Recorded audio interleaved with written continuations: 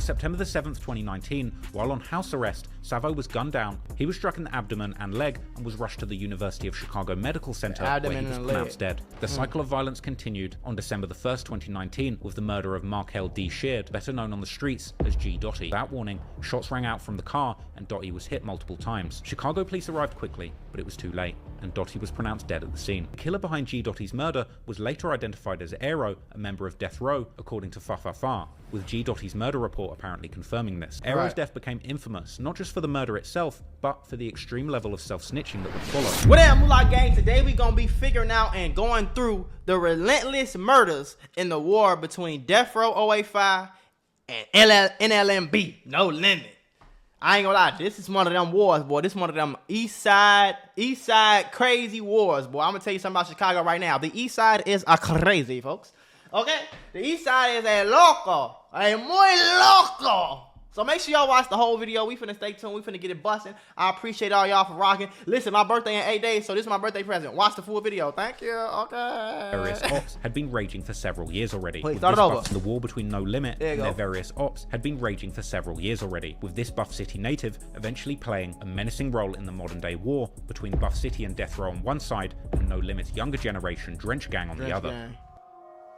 BD, real name SnitchK Dunn, born on March the 6th, 2002, was a member of Deathrow, a crew that also went by the name Savo Gang, and hailed from Buff City. BD was originally from the Hundreds Buff City set, which is located from 116th to 119th. That's a whole other side of the, like, they call it the Wild Hundreds. When you get to the 100, I think it's like 100 all the way to like 130th or some shit like that. That's the whole like actual city of Chicago right there.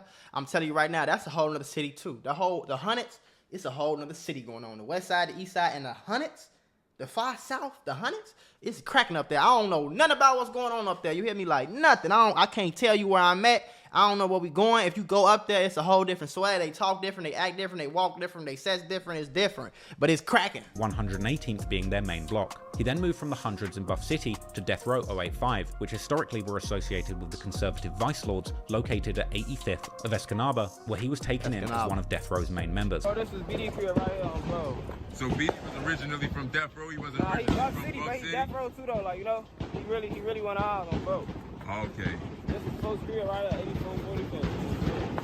So BD, so it's like here. So did he move from the Hundreds to Buff to Deathrow? He moved right here on, bro. Okay.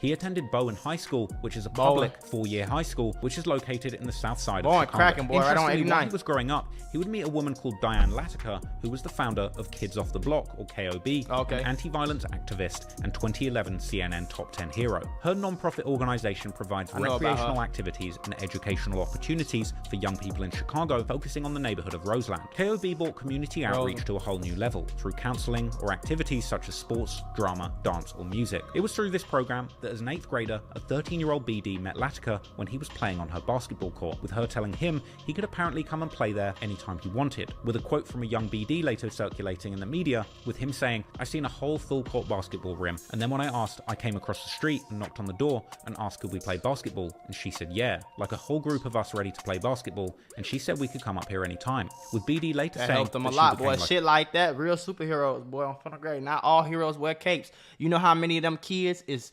they life lasting longer. You know how much bullets and how much fights and how much robberies and how much jail time she's saving them kids from, bro, at the end of the day. The grandmother to him, and that when he's around her, he would truly feel safe. The sanctuary her basketball court had provided was much needed in BD's turbulent childhood. His dad, SnitchK Dunn Sr., had been shot dead in the streets when BD was just 11 years old. And BD also had a twin brother that went by the name Fa, another Deathrow member hailing from Buff City.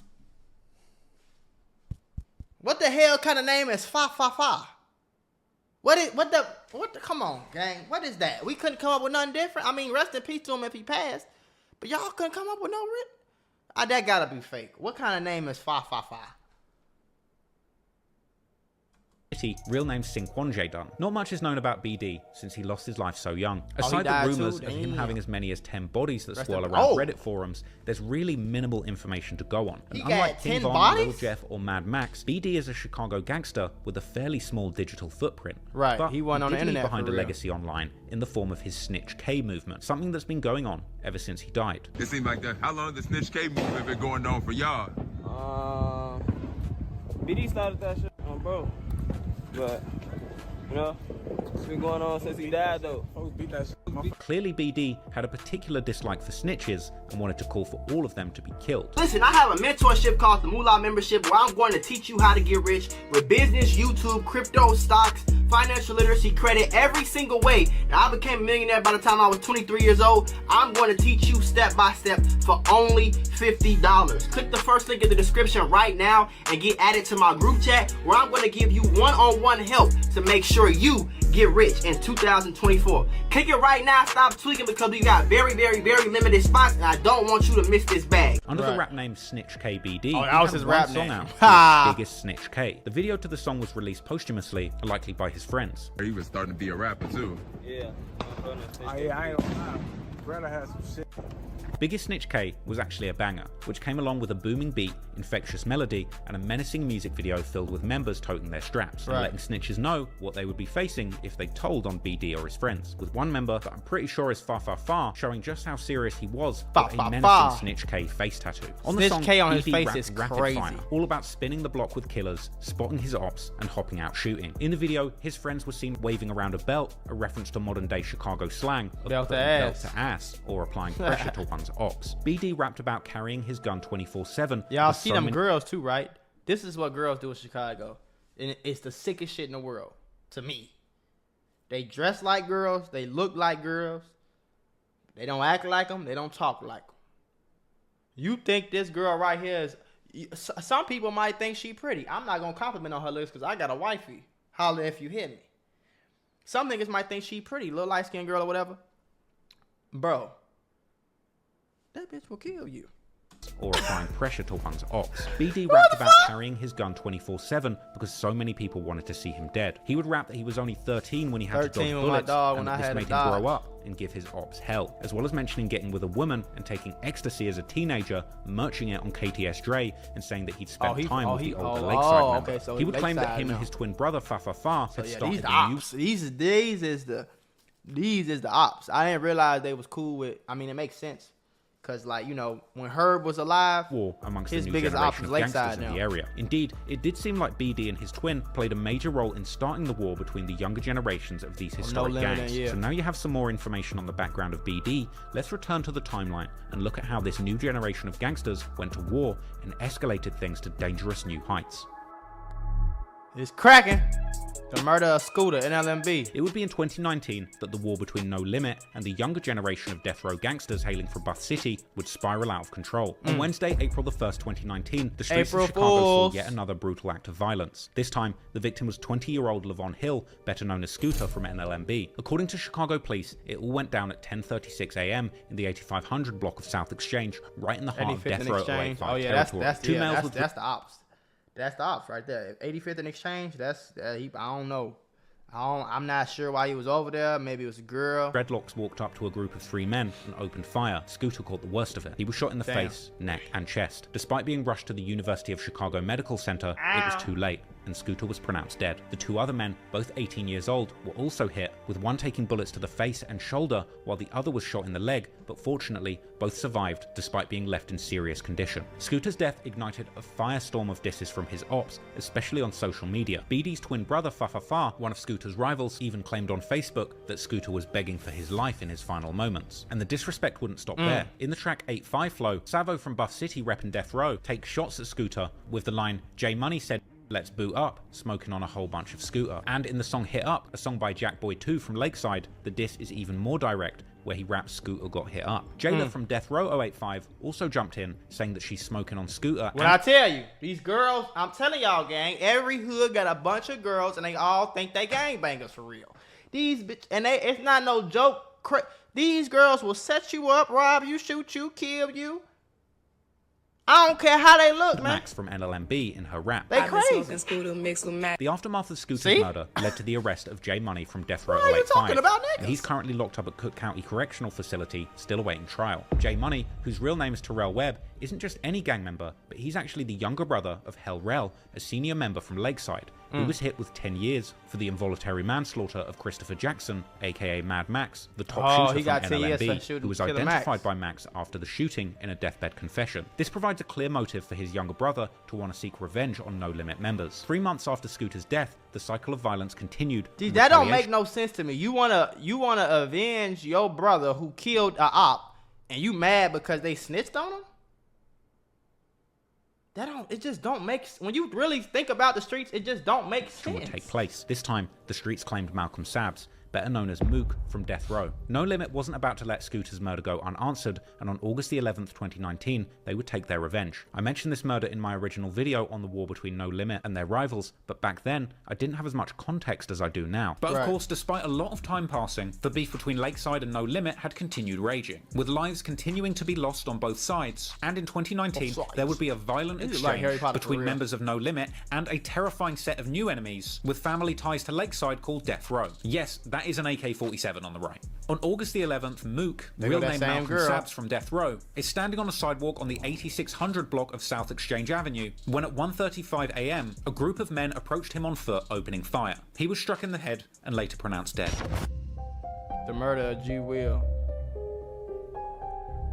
Unfortunately, the war was only intensifying, and from here, back and forth between these groups would take place with rapid speed. And as I discussed in my No Limit video, a revenge killing would take place targeting a No Limit affiliate just a day later. On August the 12th, Willie from No Limit is targeted in what appears to be a retaliatory attack. The 18-year-old, real name Willie Washington, was standing on the sidewalk at the 7800 block of South Phillips Avenue. See, this is his, that's his hood though. If he NLMB 78th and Phillips is where they be at. Willie Washington was standing on the sidewalk at the 7800 block of South Phillips Avenue when a car pulled up. 2 people jumped out, shooting him multiple times, jumping back in the vehicle and driving off. He was shot in the back of the head and the body, being pronounced dead by 8:52 AM. But much like the other senseless killings that we have seen in the Chicago gang wars, Willie's body would lay in the street for an extended period of time, during which time members of the public were able to take a picture with the grisly photo of Willie laying face down in the street, circulating on social media, but I won't show you here. The cycle of retaliation. Why are you put call 911? What the fuck did you put? With Willie's death. Just a day later, on August the 13th, J Money from Deathrow took to Facebook to mock Willie's murder with a laugh emoji showing how deep the animosity still ran. As time went on, more details would come out, as on January the 5th, 2020, a witness came forward to the police implicating BD and another accomplice in the shooting. The witness had apparently told that BD and his partner planned to slide, a term interpreted by police as planning to target anyone that they saw in the neighborhood. BD allegedly fired 7 to 8 shots directly at Willie before retreating to the car, yeah, so and BD was getting active. Then approached Willie and delivered several more fatal shots while he was BD on the was ground. catching BD bodies. faced first-degree murder charges with bail set at $500,000. Meanwhile, rumors circulated that Fat Lord, real name Marlo Rainey, was the driver who actually snitched on the hit. His gang vehemently denied these claims though, insisting that there was no paperwork on him. Perhaps this is where BD gets his SnitchK moniker from. Right. Free J Money though, for them. Free J Money, free Fat Lord. Free Breezy. Free Fat Lord. Free Fat Lord. Fat Lord on the way, bro. I'm on the way. We ain't gonna lie to you. Yeah, we big snitches. None of that shit. They be lying, and then that's another thing that they do in the streets. They be lying. Oh yeah, he on the way. No, he not. He got locked up for. No, he not coming home. You gonna be 55 years old when you see that man again, bro. They be lying. Oh yeah, he on the way. Lil Durk said Rondo was on the way for 20 years, gang. This nigga been locked. This nigga got 50 years. They ain't overturned his sentence. None of that. He not getting out of jail. What is wrong with y'all? It's delusion. None of that shit. We not entertaining none of that shit. You know? What? Ain't no paperwork. We not entertaining none of that shit. You know? Question, I ain't gonna lie. That's some shit. You know? That's some shit. Probably was mad. Anyway, adding another layer to this complicated drama, it was later also revealed that Tarantino from Buff City, also a rapper, had been involved in the murder. In his track Yeah Yeah, released February the 15th, 2021, Tarantino rapped about how BD's actions sparked a deadly conflict between guys from Buff City and Deathrow against NLMB, and claiming that BD's hit on Willie was actually the catalyst in this war, with Reddit posts also suggesting that this incident is why Buff City and Deathrow had clicked up to begin with. Tarantino, who was arrested at 16, is now serving a 35-year sentence at Menard Maximum Security Facility from charges related to him being an accomplice in Willie's murder. BD actually rapped about this in his song. He was an accomplice in a murder. So that it don't even sound like he the one who killed him. He got 35 years at 16 years old. I just don't understand why y'all think this shit is cool. From charges related to him being an accomplice in Willie's murder. BD actually rapped about this in his song Biggest SnitchK, where he said, "How they gonna give Twino 35 years? My dog was only 16. But more interesting were rumors circulating that not only had BD been on the hit with Tarantino, but BD actually beat the charges. Willie's death further fueled the cycle of violence, with his ops dissing him relentlessly. Jackboy Dez from Lakeside threw shade in his song Hit Up, where he dissed Willie and said that he got killed trying to get the bus and now he can't get up. Savo from Deathrow also took shots, appearing to attempt to FaceTime Willie after his death, underscoring the ongoing animosity and relentless nature of these gang disses. The violence would continue to escalate from here as the rivalry between Deathrow and NLMB intensified, and as mere days went by, more violence would occur, and the next victim would be a No Limit member by the name of Magic, who I also covered in my last video. My question is, I just keep hearing No Limit people get, so I don't know if he ain't got to the other side yet. Violence wasn't over yet, because only 2 days after that, apparently the cousin of Mad Max, Magic from No Limit, the same person who had been on that FaceTime call with Cairo after he'd hung up on KTS Dre, was standing next to a car on the 7800 block of South Essex Avenue, only one block over from where Willie had been killed, when a dark-coloured vehicle drove by with someone inside opening fire on the group of people standing by the car. Magic, real name Kenneth Summers, and it's hard to catch a body on that street because it's a skinny, on the east side it's a lot of like real narrow one ways. So if a nigga come the wrong way from that one way, you damn near know he on bullshit. But he ain't gonna come the wrong way because he might not be able to make it off the block. So it's like you only gotta really look one way. You know what I'm saying? You only gotta really pay attention to cars coming this way. It ain't like they coming both ways. But you gotta pay attention to people on feet though. This is just one of the latest devastating losses for No Limit. Speculation soon arose that BD might have been involved in this murder too. However, a Redditor would actually post Magic's highly redacted murder report, which sparked new theories. The report itself hinted at another suspect, none other than 31-year-old KTS Dre himself, the senior Lakeside member, also known as Cutthroat Draco, real name Londre Sylvester. This report suggested that KTS Dre and other alleged shooters from Lakeside and Pocket Town could have been behind the killing. According to the report, the suspect was initially arrested for a sex offense after being found with a woman in a Chevy with Missouri plates. Bodycam footage later identified this Chevy as being linked to the homicide investigation on Magic. KTS Dre's involvement seemed plausible, but the investigation didn't reach a clear conclusion before Dre's own violent end, and Dre would get out of jail soon after this. And he would still manage to stay active on social media, telling the world that he didn't plan to leave Chicago, as I covered in my last video. But by December of 2020, he would be back home, going live on social media, telling people that he didn't want to leave the city of Chicago, and saying that he's still shooting his ops whilst fighting court cases. Man, I ain't gonna be nowhere but in the rack. I'm over east, no block soldier. We ain't shooting from no car, we just trying to get close. Talking about, am I in the rack? Just had court in Cook County today. You talking about? Bro, why would you say that on live? City, unless they gonna get you. Dre then tells his ops to come and kill him because he's tired of them threatening him. Sooner or later. Sooner than later, y'all. I'm tired of this. Come take me out this shit. I can't take it no more. Y'all be pissing me off with that shit. Y'all been threatening me for 20 years, fuck.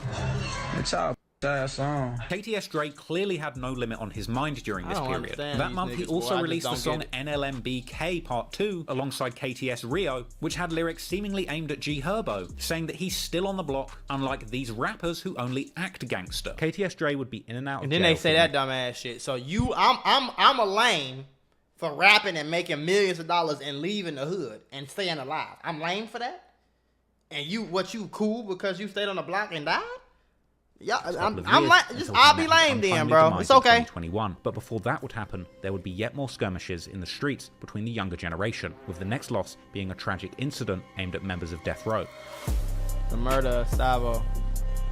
Savo, whose real name was Duhwan A. Curry, was a prominent figure in Deathrow and a rising star with a reputation that resonated across the streets and in the music scene. He was known for tracks like Applying Pressure featuring Fat Lord, and things like this had made Savo a top target within the Deathrow crew. His music was a blend of the street tales and braggadocio, capturing the essence of his life on the edge of the gang conflict, with him rapping about toting guns and asking his ops who wants to smoke. On September the 7th, 2019, while on house arrest, Savo was gunned down on the 10600 block of South Avenue around 9 p.m. He was struck in the abdomen and leg and was rushed to the University of Chicago Medical Center where he was pronounced dead. At just 18 years old, his passing was a crushing blow to death row. The streets were rife with speculation linking Savo's murder to the ongoing gang feud with NLMB, and rumors circulated that NLMB members might have been involved in the shooting. However, these claims remain unverified, with some claiming that Savo was actually killed by a set of Latin kings called the Dragons. Regardless, the tragedy was particularly hard Why for would he get killed by some Latin kings? Savo. Usually Latin kings don't get into it with niggas.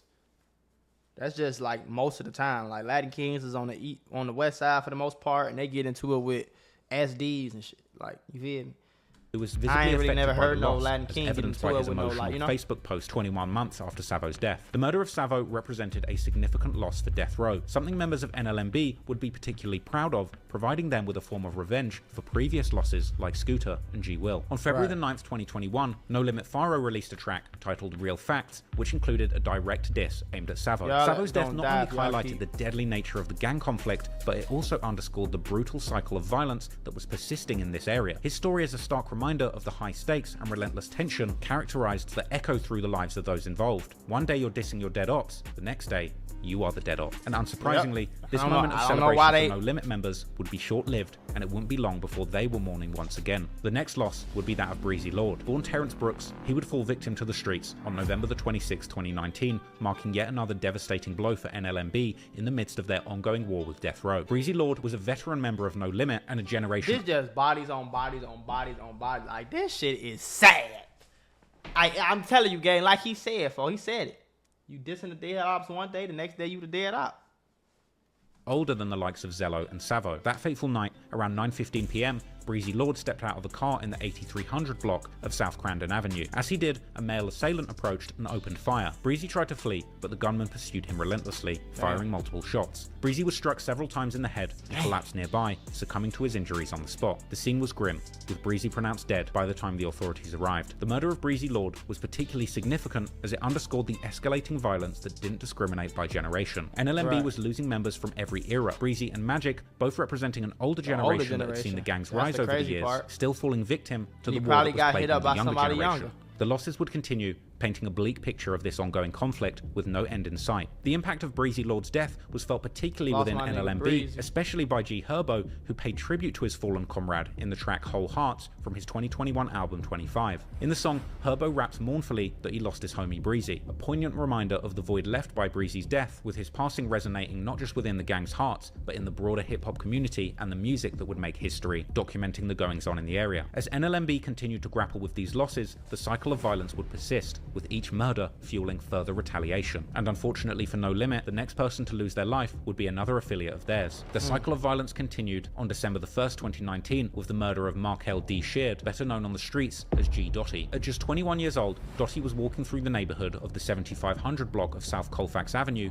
when his ops caught up with him. It was around 3:11 p.m. at the 7500 block of South Colfax Avenue when his ops caught up with him. It was around 3:11 p.m. when Doty was in his own world, listening to music with his AirPods in, when a vehicle pulled up beside. Hey, listen, I'm not making fun of nobody that passed away, bro. All I'm doing is asking the question.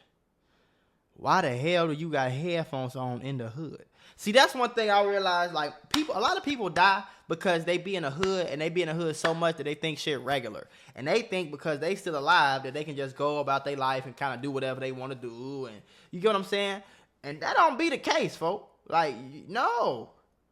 I'm not wearing no headphones walking nowhere. I don't give a fuck if I'm in Beverly Hills. Definitely on 70. Do you know what the fuck you at? Do you know what 75th Colfax is at, gang? Look it up. That's the heart of Terrortown. They call this shit Terrortown for a reason, bro. Like, I'm not walking around with no headphones on, boy. I don't even want to go over there. I'm not walking nowhere.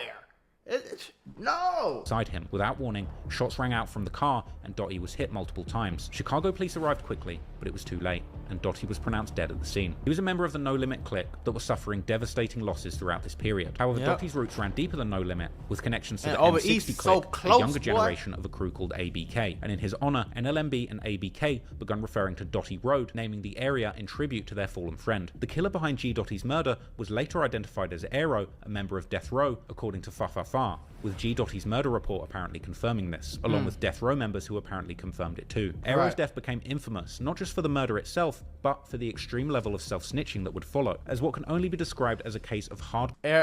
Long live Aero, why he knocked the AirPods out of Dotty ear like that? Lil Dotty got left next to a garbage can. And Savo died in front of his mama, and Lil Dotty got hit over 19 times. That's why I don't be understanding about this shit too. Like, you dissing your dead home, your dead ops, like, your ops ain't killed your homies. You know, usually you say, you broke when you got some money. But imagine you arguing with a nigga and you call him broke and you broke. That don't make sense. Or you saying you got your car busted up and you ain't got your car busted up. Like, I don't understand how you talk shit about somebody when y'all both got dead homies. Boy, that cracked up ass iPhone. You trying to roast on a nigga. And your iPhone cracked. That, you see, y'all get what I'm trying to say? Like, that don't make sense to me. Hardcore self-incrimination, Aero seemingly confirmed the details of Doty's murder, boasting that Doty had been shot 19 times and left to die next to a garbage can. This was a tragic period for No Limit. The violence was relentless, and things were spiraling out of control. This gang war had been going on for decades at this point and leaving scars on everybody involved, as well as a trail of bodies and cycle of revenge that at this point seemed impossible to end. And it would seem the trend of the younger generation of Deathrow members and their allies taking out older veterans affiliated with the No Limit crew would only That's what continue. they were doing. Because they older guys, sending them off, sending them to go do hits, convincing them that these gotta be they ops, they gotta hate these people, they gotta be in tour with these people because these people kill people that they don't even know. But since I live on this street and the person that died lived on this street, I gotta ride for mine. It's dumb as fuck. If you don't take your ass on somewhere, man. However, in the midst of the younger Deathrow members causing a huge threat for the older generation of No Limit, ultimately, the most prominent older member of the Lakeside crew, KTS Dre, would ultimately get caught himself in the most brutal way. Clearly, KTS Dre was the biggest target for No Limit, who had been beefing with him personally for over a decade at this point. And while perhaps for a time his incarceration had saved him from his enemies in the streets, Dre was clearly marked for death. And in one of the most brutal incidences of violence Chicago has ever seen, he would be targeted from the moment he set foot out of prison. So as I covered in my previous video, Dre was shot as soon as he was released from jail, being gunned down in a hail of 64 bullets that took his life in front of his own family. Whilst KTS Dre was still on house arrest for another charge where he'd apparently wrestled a cop for a gun after a traffic stop, with him apparently violating the conditions of his bond and being sent back to the Cook County Jail in June. But within a month, Dre would be eligible for bail, and his girlfriend would post his bond on July the 10th, 2021. Dre would have to put up $5,000 and wear an ankle monitor as part of bail conditions. But unfortunately for Dre, he would never even make it home to serve his house arrest. Because as he was leaving... And the thing about, y'all don't know Cook County ain't in no good neighborhood, boy. That's on what, 26 of California? That's the hood. 27 of California? That's the hood.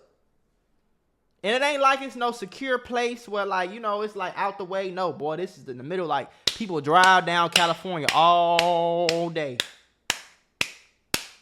You see what I'm saying? So it would not be hard for me to be in traffic right there on California, sitting in traffic. You feel me? And I'm sitting there waiting on the light to change. I look to my right and see my biggest op coming out of jail. Like, oh my God, it's my lucky day. Like, that shit happens, County jail after bailing out. A car pulled up around 8:50 p.m. with two men said to have fired dozens of shots. A total of 64 shots. I wonder how they knew he was coming. KTS Dre, real name Londre Sylvester, with him later being pronounced dead. After the murder, police were seen putting dozens of evidence markers around the scene, with the news of this brutal shooting once again making its way onto the TV news. A man is dead after a shooting right in front of the Cook County Jail. Chicago police say a 31-year-old man and a 60-year-old woman were walking when two people got out of a car and fired shots, striking them both. The man suffered gunshot wounds to the face and chest and was pronounced dead at Mount Sinai. Footage from the scene shows several evidence markers placed on the street and near the sidewalk. A man named Londre Sylvester was leaving the jail. He went by the rap name KTS Dre. He'd just been bailed out, and police say he was ambushed by two men who got out of a vehicle near the jail.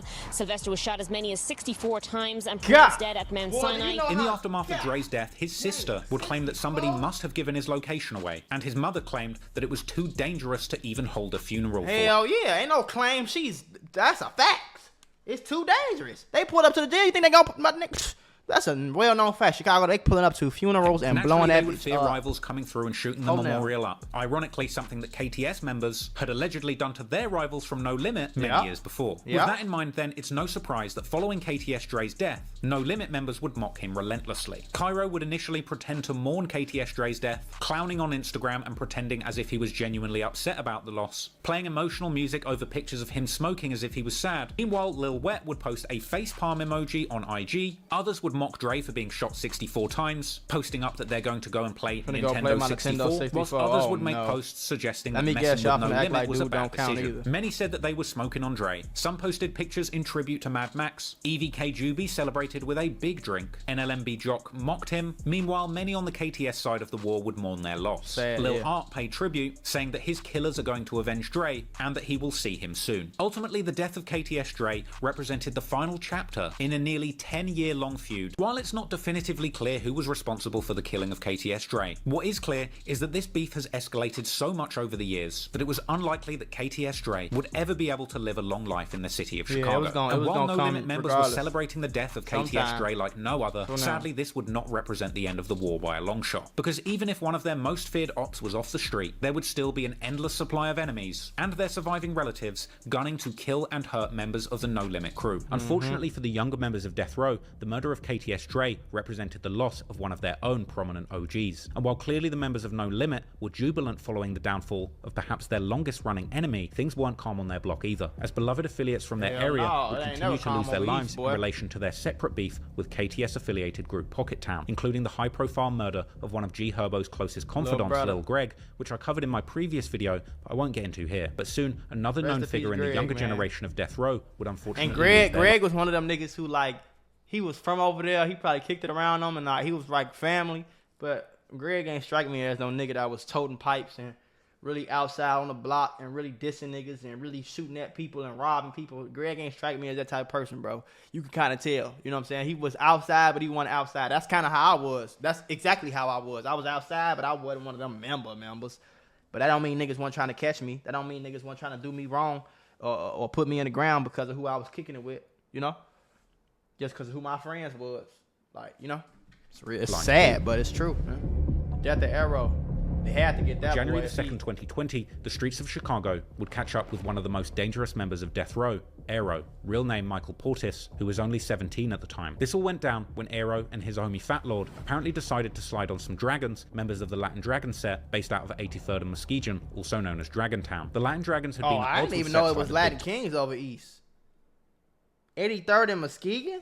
I did not know it was Latin Kings over east. It must, I don't know, that's crazy. LKs and what the hell I've been at? So when Aero and Fat Lord rolled up in a turquoise SUV, they were looking to settle the score, but this time things didn't go as planned. It was around 3:45 p.m. that day when Aero and Fat Lord made a U-turn at the end of the street, parking the SUV nearby. Armed with 9mm handguns, they got out and started shooting. Their target, a 24-year-old neighbor of Elvis Garcia, managed to escape with just a wound to his arm. Garcia, a 39-year-old civilian, wasn't so lucky. He was struck multiple times as he ran into the street, but Garcia wasn't defenseless. With a valid concealed carry license, he pulled out his own .40 caliber pistol and returned fire. Aero was hit, and this time the wounds would be fatal. Fat Lord wasn't unscathed either. He took 2 bullets, one in the arm and one in the lower back. But in a stroke of luck, Fat Lord managed to drive himself to the hospital, ultimately wearing the very same clothes that he had on during the shootout. Right. So he just snitched on himself. He got hit up. He got hit up on a drill. His homie died. He drove himself to the hospital, but he got hit up too. So imagine now you in the hospital trying to explain, like, yeah, I don't know what happened. Psych. When they get that footage and put that together, the problem was the person that hit your ass survived.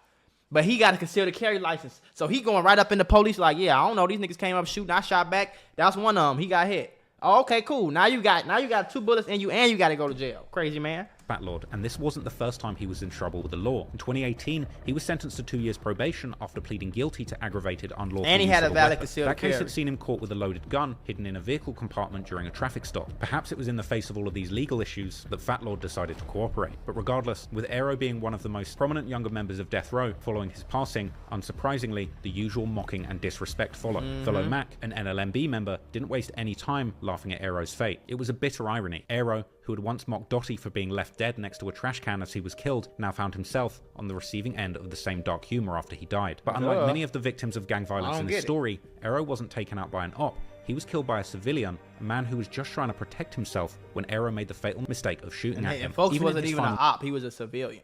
So y'all shooting at people, y'all don't even know if these y'all ops. That's what I be saying. Y'all finna load up, grab a glick, run down here, blick at people just because they standing. That's so stupid to me.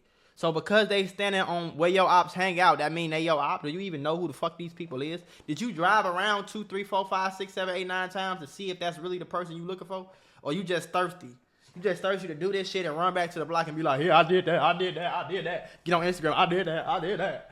Shit's stupid. In moments, Aero managed to have wounded a Street King gang member, but it wasn't enough to save him from the instant karma. And Aero's death was just another reminder that in the world of gang warfare, once you pick up that gun and pull the trigger, anything could happen after it. Ultimately, the violence was continuing to play out on all sides of this complicated and long-running war throughout 2020, 2021, and into 2022. The latter of which would see yet another No Limit member sadly losing their life to the streets as well.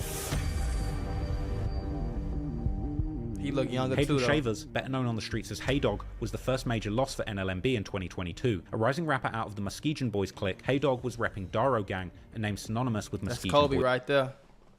Rest in peace, Kobe. Kobe right here. Ball like I'm Kobe. The Herbie talking about, that's Kobe right there. I think this little baby brother right here. And the reason I know this shit, honestly, is because I used to pull up with my homie, and we used to put up on No Limit shit and buy weed and shit. Feel me? So this little baby, I think this is little brother right here. This Kobe, so this must be an old ass picture. Boys youngsters. Despite some whispers that he was an innocent, unaffiliated with NLMB, the truth is slightly more complicated. With a sprawling crew like the No Limit Muskegon Boys boasting upwards of 300 members, whilst not everyone is front and center, it seemed that Haydog was definitely connected, rubbing shoulders with older members like Lil Ro, and perhaps becoming a bigger target as his music career was just getting off the ground. He'd had some success landing a track with Chicago legend Polo G titled Laws of the Land, a song that showcased his massive potential to make waves in the Chicago rap game, but like many before him, Haydog's potential in the rap game was tragically cut short. On February the 18th, 2022, at around 6:15 p.m., the brutal reality of Chicago streets came knocking again. Police found Haydog dead in an apartment on the 11100 block of South Michigan with a fatal gunshot wound to the face. This spot was dangerously close to a hood affiliated with a crew called TSG, becoming a crew with connection to Buff Cities, creating yet another front for this complicated, all-out gang war. This was another crushing loss for NLMB, who at this point had lost so many members, with some people estimating between 30 and 43 of their comrades losing their life in the decades-long war. Probably more than that, just the latest devastating blow. And another example of a tragedy in Chicago drill, where a promising rapper's career is silenced by the sound of gunfire. 2022 would shape up to be an incredibly violent year in this area, and only 2 months would pass before Deathrow would lose another one of their members. Rayvel E. Lofton, better known as Vello, was just 20 years old when his life would come to a sudden and violent end. Vello was a respected member of Deathrow and another crew called BTBG, and his name apparently carried weight in the streets. But on April the 10th, 2022, Vello found himself far from the familiar battlegrounds of Chicago in a place called Rantoul, and it was on the 600 block of St. Andrew's Circle inside a home when things went south. By 9:30 p.m, Vello was pronounced dead, the victim of a shooting that apparently stemmed from an altercation. The man behind the trigger was allegedly Quionte D. Cheney, an 18-year-old who was quickly arrested for the murder. The news of Vello's death traveled quickly through the Chicago streets, and the way that Drench Gang celebrated his demise, it almost felt as though someone close to GME or NLMB must have been responsible. This suspicion was fueled by the fact that after Vello was taken out, NLMB and Drench Gang members took to social media to diss him extensively. Faro, Varu, Muwop, and Lil Hot were among those who couldn't resist throwing shade at him after he lost his life. Even G Herbo, one of the most prominent rappers from No Limit, would get involved in the celebrations too. Is my little buzz now, born NLMB, that G phase always stay active. After Vello's death, Herbo would publicly shout out Drench Gang's Faro and a few other No Limit Drench Gang members, adding fuel to the theories that they were indeed involved. But for those celebrating the latest death of their rivals, it wouldn't be long until they too were mourning again. Daniel Smith, better known as Shine, was a known figure in the streets from the Terror Town era. Seemingly with some ties on both sides of the war, he had been seen vibing with members from Black Mob, as well as rubbing shoulders with OGs from No Limit Muskegon Boys, including the likes of NLMB Faro's father during their golden days of freestyle sessions. Yeah, he from the 5. Okay. You know who it is. 3 feet, react. Who true it in? Don't bother, stress yourself. I go harder, I stretch the wealth. No suicide doors, but the car make you stretch yourself. The car ain't even stressed itself. I'm a problem. Hey, you got one? Call her. Oh. Ain't one thing about them East Side niggas too. He rap like her rap just like this, but them East Side niggas know how to rap, gang. And I ain't talking about like make songs. I'm talking about them niggas know how to rap, like put their words together, and like it just always been like that over east. Only back, I do it all. Been through it all. So no, I don't only rap. Beef, I take your life like you owe me that. Like they how they freestyle, like how Meek Mill was. That's just some over east shit. You'll see niggas on the corner just freestyling. Real, all you phony cats. Never back in the day, at least. I don't know if still like that. You ain't known for that. You a snitch, you just known to wreck. You ain't keeping it real. You just out trying to work for a deal. Who else you know with street cred with commercial appeal? But fast forward to May 31st, 2022, it was around 1:55 p.m. when Shine found himself in the front courtyard of an apartment complex on the 7800 block of South Colfax Avenue. In a heartbeat, it would be here that gunfire erupted and he was hit in the torso. Shine was pronounced dead on the scene, another life lost to the relentless war in Terrortown. Rumors would swirl around who was responsible for this hit, with some rumors attributing it to a group called the Snakes, a notorious 905 alliance. And for those not in the know, the 905 alliance is the term used to describe a coalition of gangs made up of OTV 029, Frank Block 800, and Rawtown or Mick Gang. This was a dangerous alliance. I don't know. There was also none of them speculation people that said it may have been 800. a woman who set him up. And in a dramatic twist, a video would surface showing the woman, with her mother even questioning her involvement as the authorities moved in to arrest her. The scene was tense, and yet again, this would once again prove just how dangerous this area was, with there seemingly being a limitless number of rival gangs and even two-faced women that members might fall prey to. But the killing wasn't I told over. y'all about them Chicago females, boy. They would set your ass up, gang. If you in Chicago right now, do yourself a favor, bro. Get you a girl from the suburbs. Okay. Incident would be followed by another tragic passing of another NLMB OG. Baron Jones, better known in the streets as Big B or Big Twin, was a respected OG from the No Limit clique. He'd apparently been close friends with Breezy Lord and G Slim. Big B was clearly a credible name on the streets when it came to the older generation of No Limit, but his life would be abruptly cut short on June the 17th, 2022. There's so many bodies in this one video, it's crazy. He was chilling on a porch on the 8400 block of South Bennett Avenue, an area apparently deep in no good territory, another hood that's known for a feud with No Limit, and while sat there, he would be struck down by a hail of gunfire. Multiple bullets hit Big B, sealing his fate in a brutal attack. Once again, the question of exactly who might arrange this hit remains murky, with speculation that even more sets, like No Good, 358 Gang, or 650 might have been behind this incident. This murder would be yet another reminder of just how dangerous it would be being an OG affiliated with such a high-profile gang and still living in the area where the war rages on between the younger generation. However, despite the losses suffered by prominent OGs, the next person to lose their life in this area will be someone in the younger generation with ties to Drench Gang. But this time, the death wouldn't be the result of gang violence, but actually a tragic accident that came as the side effect of the outlaw lifestyle. The death of Twino, Drench Gang.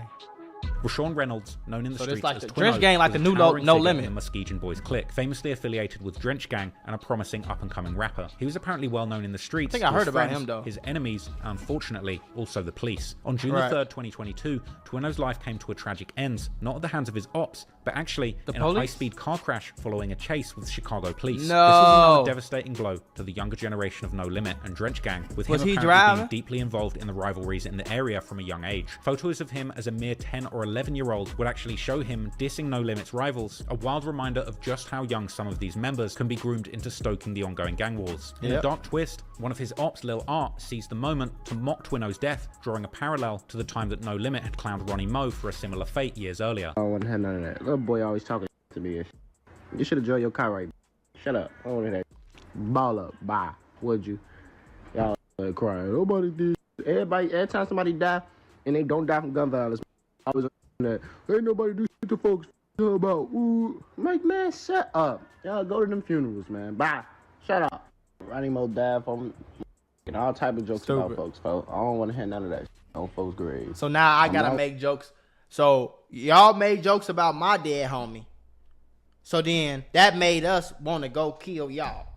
Now I'm gonna make jokes about y'all dead homie so that y'all, that's just stupid. Like, what the fuck is wrong with y'all? He didn't do shit to me. He didn't bother me in no type of way. He just always talking. I'm smoking his ass. I'm focusing him. I don't know about none of that. Okay. But it's somebody that died to gun violence, man. Recently, man.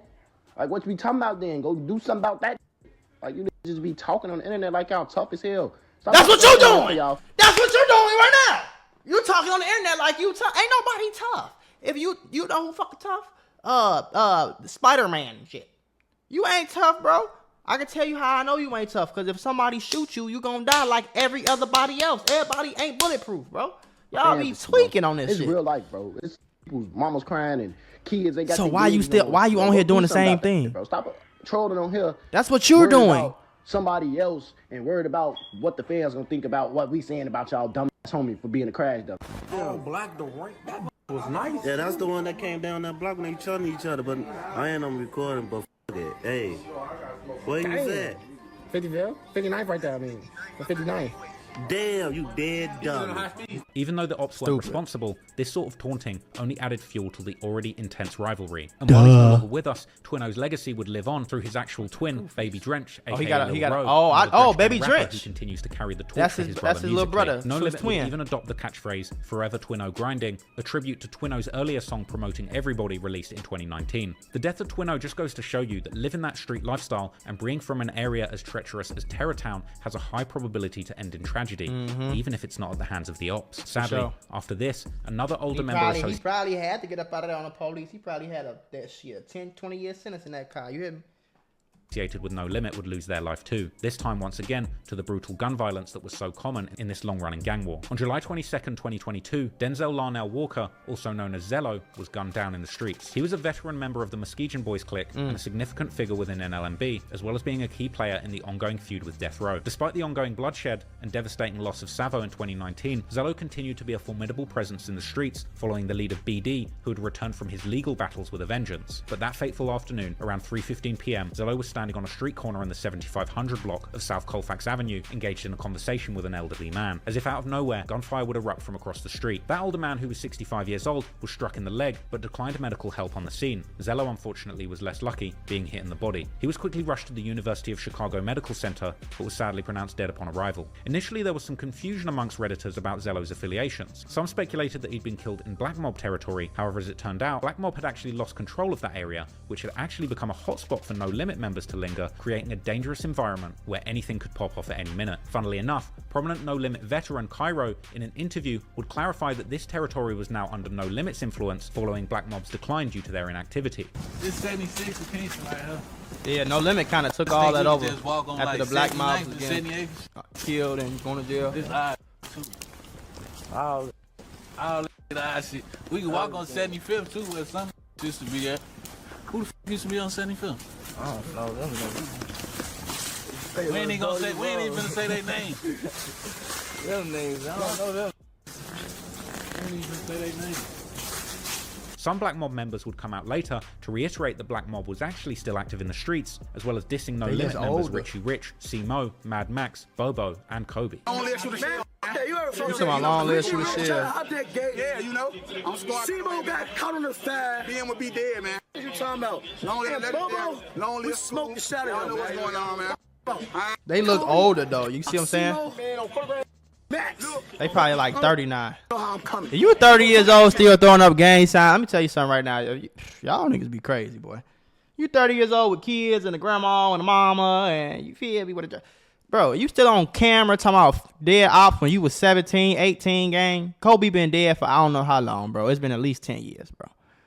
So that mean if y'all did something to him, bro, that was 10 years ago when y'all was teenagers.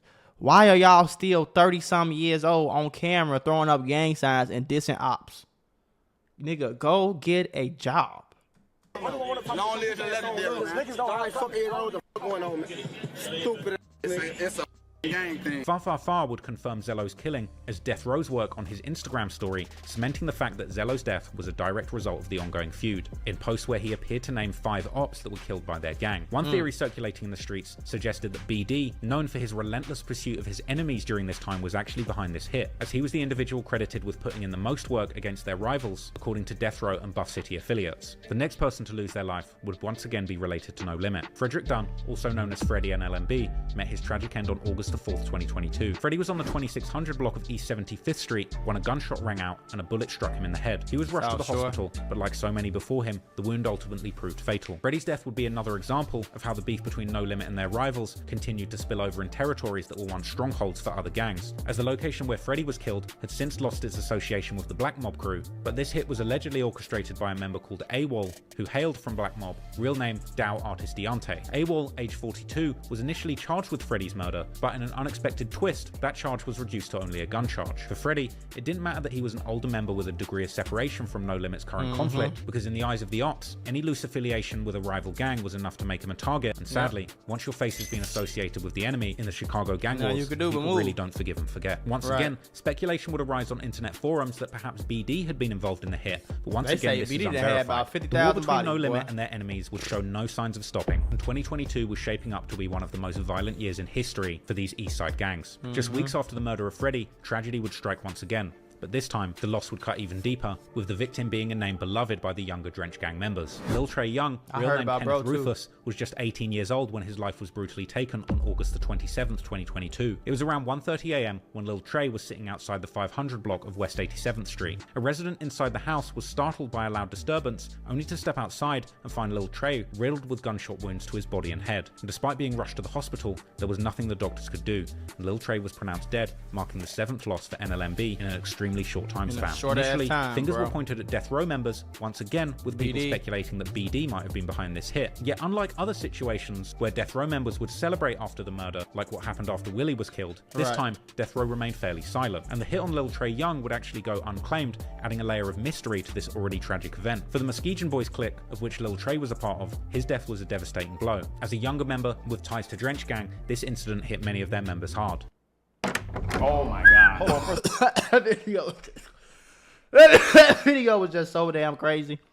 It was so many bodies in that damn video, bro. Oh my god. Rest in peace to everybody. Y'all niggas need to get y'all some money and move. Okay.